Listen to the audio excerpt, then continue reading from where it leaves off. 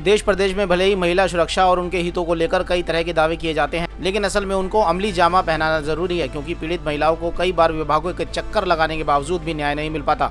कुछ ऐसा ही मामला जिला मुख्यालय पर स्थित पंचायत समिति के भारत निर्माण राजीव गांधी सेवा केंद्र पर आयोजित उपखंड स्तरीय जनसुनवाई के सामने आया, जब एक युवती ने एसडीएम के समक्ष अपने पति पर उसे दर दर भटकने के लिए छोड़ने का आरोप लगाते हुए कार्रवाई की मांग की, क्योंकि उनका कहना है कि उसने परिवार की इच्छा के विरुद्ध जाकर शादी की थी।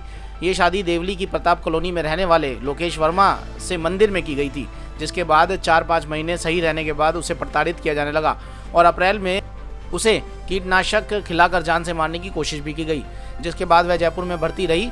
यहाँ पर उसे बहला फुसलाकर पति ने अपने पक्ष में बयान दिलवा दिया और वहाँ से भाग आया। इसके बाद फिर पति ने उससे संपर्क करना छोड़ दिया और जब भी वह घर जाती है तो उसे रखने से मना कर देता है। पिता ने बताया कि इस संबंध में देवली थाने में रिपोर्ट दर्ज कराने के बावजूद कलेक्टर और एसपी ऑफिस और संबंधित थाने के भी चक्कर लगाने पड़ रहे हैं। इसके बावजूद उन्हें न्याय नहीं मिल पा रहा। इस संबंध में 2 बार एसपी ऑफिस में पेश हो चुकी है ये महिला, इसके बावजूद कार्रवाई नहीं हो पा रही। पिछले 1.5 महीने से वह अपनी सहेली के घर पर रह रही है, क्योंकि उसके पीयर वाले भी कानूनी कार्रवाई नहीं चाहते।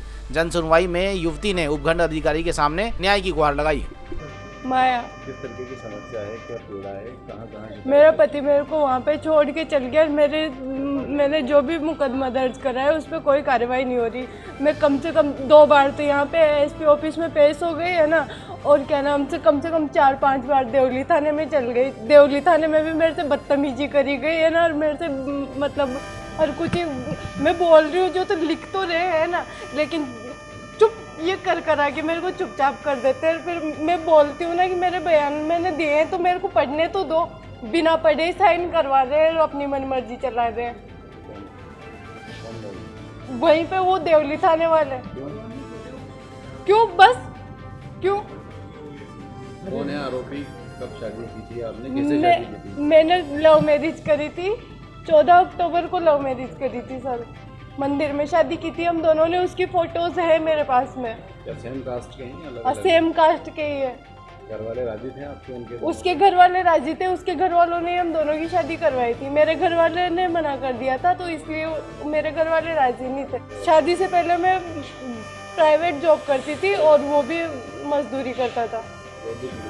जॉब भी छूट गई, रहने खाने के लिए कुछ भी नहीं है। मैं अभी मेरी फ्रेंडों के पास में, कभी किसके पास में, कभी किसके पास में, ऐसे ही रह रही हूँ। कहाँ परिवार दिया था थाने में? कौन से थाने में शिकायत की? मैंने पहले एसपी ऑफिस में एप्लीकेशन डाली थी, उसके बाद में मैं 4-5 बार मैं वहाँ पे देवली थाने में जाए, कुछ भी नहीं हो रहा। एक बार मैं वहाँ देवली थाने में गई थी है ना, तो उन्होंने कहा मुकदमा दर्ज कराने से पहले 6 महीने चुपचाप बैठ जाओ, बस ये होता है। अब आज आप यहाँ जन सुनवाई में आई हूँ मैं, यहाँ टोंक है ना, और यहाँ पे अगर कुछ होता है तो सर मेरी हेल्प करो। अंदर आप शादी कितने टाइम रखी उसने आपसे? 6 महीने रख के छोड़ दिया मेरे को। आप क्या बोल रहे हैं? 6 महीने बीवी बना के रख लिया और बस अब ये कहता है मन भर गया मेरा तेरे से, नहीं रखूं। अभी आप अधिकारी से मिले हो, उन्होंने क्या बोला? तैयार हैं आपको या नहीं?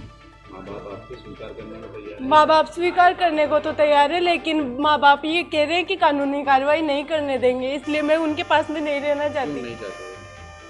नहीं करना, हाँ, बदनामी का डर लगता है और मेरे को बदनामी से कोई मतलब नहीं है। जब मेरी ज़िंदगी बर्बाद हो गई तो मेरे पास में लास्ट में मैं मरने की थी भाई, और ऑप्शन क्या रहेगा मेरे पास में? तो ऐसी बदनामी भी किस काम की जो मेरी ज़िंदगी नहीं बचा सके। क्या चाहती हो आप? मैं न्याय चाहती हूँ कि या तो उसके खिलाफ सख्त कार्रवाई हो या फिर मतलब हम दोनों को एक साथ रहने दिया जाए। इसको जो सामने पुलिस महिला थाने में भिजवा दिया है परिवार जन करने के लिए।